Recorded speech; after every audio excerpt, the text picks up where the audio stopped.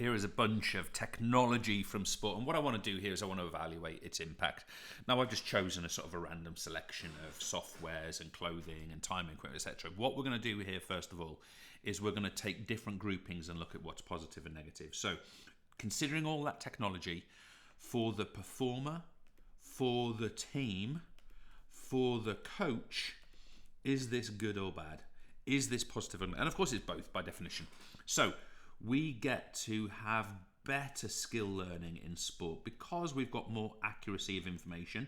People can learn to move more accurately, more efficiently. We get better up arrow match review. Think about VO and video playback and GPS tracking data. We get better match review. We get better safety.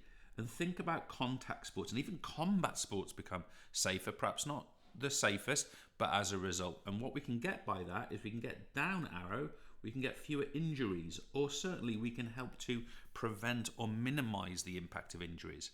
We also get an up arrow, an increase in adapted sport. And when I talk about adapted sport, we are making reference here to sports that could be considered Paralympic or disability focused, for example. Now, there are some negatives. Some people would identify some or all of these as negatives. We might get a loss of tradition. It might feel like now it's like a space race to be the best rather than kind of based on some idea of natural talent.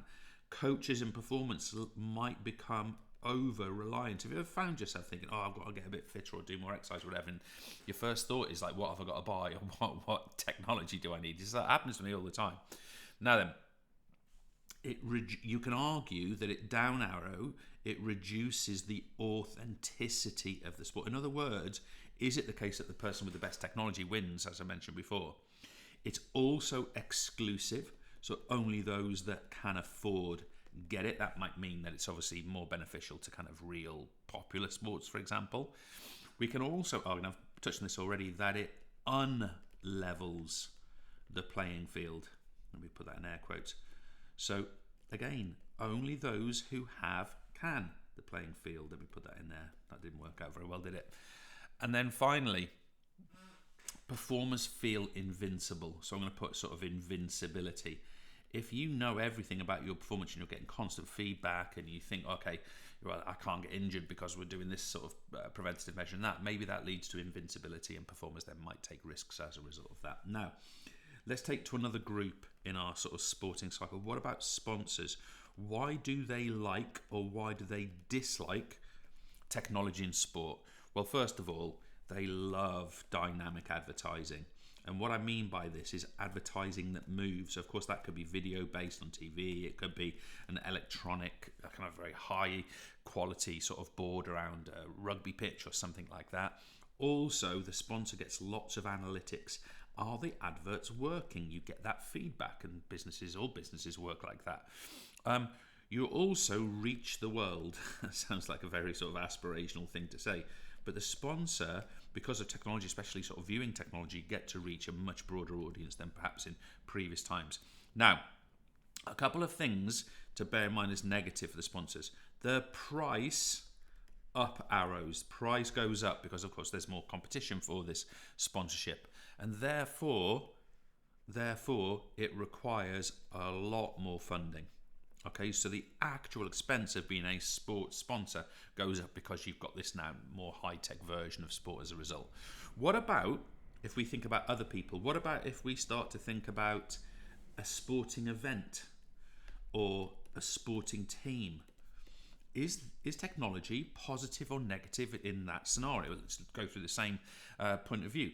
If we look at things like VAR or TMO, I'm going to put in here, there's meant to be a slash there, TMO is television match official in rugby.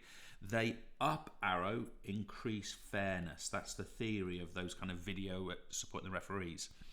Also, you get up arrow excitement, because this is now more of a technologically based sort of viewing experience. Spectators sort of get more entertainment, more excitement, and therefore maybe are willing to pay more. That's obviously good for the sport. What about also we might get up arrow better performance enhancing drug detection. So the fact that we've got better technology in testing to find drugs cheats, that of course helps the sport and the teams. But there are some negatives. Technology can change the flow of sport, and I'll come back to this idea over here. VAR, TMO, they can stop play for long periods of time, and that can be problematic. Now, 2 groups to go. Stick with me, folks, we're very nearly there. I want to talk to you now about primary spectators. Now remember, primary spectators are those in the stadium, at the event, at the match. What's good and bad about technology for them? Well, first of all, they get paperless tickets. Now that will not seem very impressive to you, I would imagine, because that's something you're very used to. But from someone myself who still finds it unusual that whether it's my airplane ticket, my train ticket, any ticket is on my phone rather than in my hand on a printed bit of paper, obviously that's a change. You also get the idea, again, of a cashless stadium. So, paying with either plastic or with one's phone. Also, and again, you might not find this high technology, but also match day radios. Okay, you can actually hear commentary in your ear as you're actually at an event and watching. However, technology slows events down. Okay, so you mentioned this already with VAR, TMO, for example, slows events down. And also for the primary spectator, because you're not watching it through the TV, and that's often where the technology is sort of exhibited. As a result of that, people in the stadium can have a lack of certainty, like actually what's going on here. You don't necessarily get to know what that is.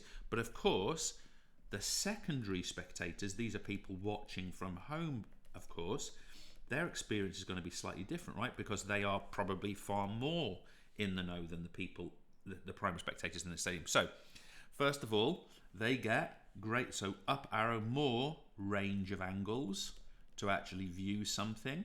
We also get the idea of interactive timelines. I'm sure you guys use these. I was actually using one last night. I was watching a bit of Champions League football last night. Who was on? It was Arsenal on last night, and I was using a bit of an interactive timeline, which was nice. But we also need to think about the various methods. So many more methods. So think about TV. Think about streaming. All TV stream now. Think about, you might even get to see something on Red Button, for example. I'm not sure that's still a thing, but anyway, I've written it down now. Anyway, the problem, and we've looked at this for home viewing, it becomes really expensive. So there we go. An evaluation for those different groups of the impact of technology. Hope that helps.